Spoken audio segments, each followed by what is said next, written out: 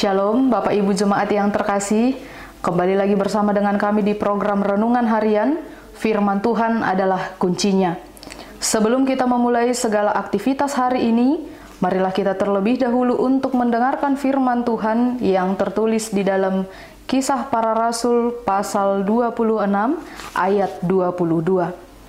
Tetapi oleh pertolongan Allah, aku dapat hidup sampai sekarang, dan memberi kesaksian kepada orang-orang kecil dan orang-orang besar.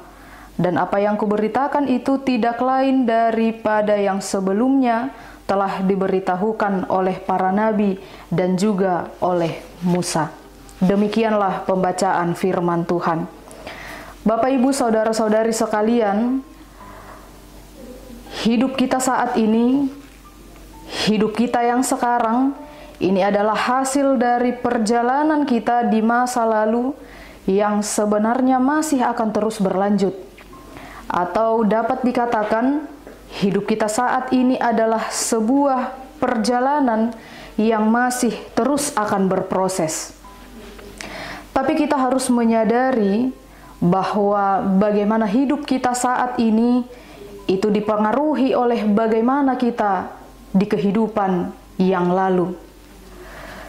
Demikian juga dalam sejarah perjalanan Paulus yang tentunya sudah tidak asing lagi bagi kita.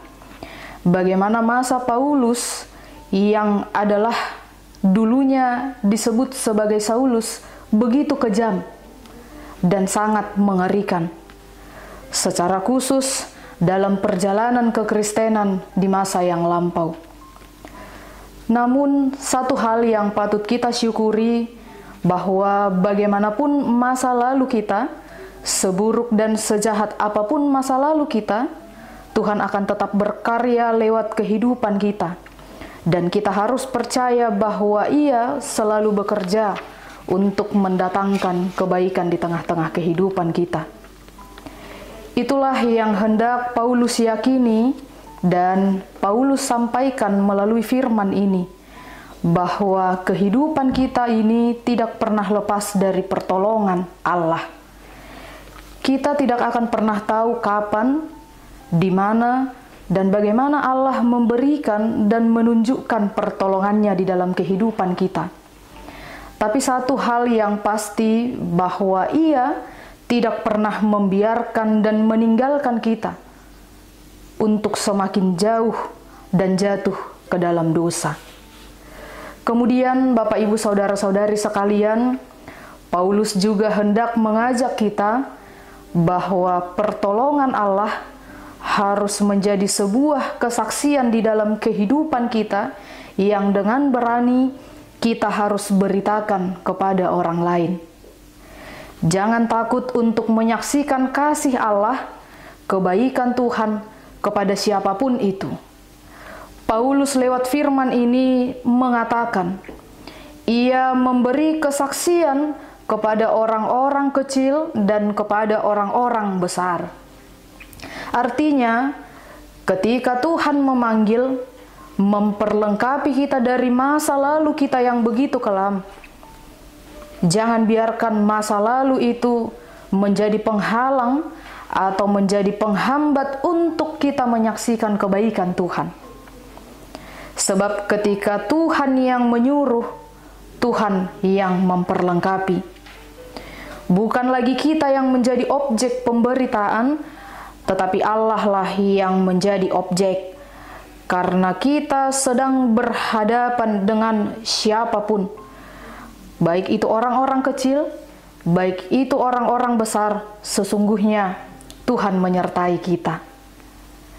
Maka berilah hidupmu menjadi saksi Tuhan di tengah-tengah dunia ini. Kesaksian kita tidak perlu harus wow atau hebat. Cukup sederhana saja. Melalui pemikiran, perkataan kita, dan perbuatan kita yang penuh dengan kasih, penuh kepedulian, dan rasa empati kepada orang lain. Itu akan menjadi bukti bahwa kita menyaksikan kebaikan Tuhan dan pertolongan Tuhan. Sehingga orang di luar sana akan menerima dan semakin mengenal kebaikan dan pertolongan Tuhan itu.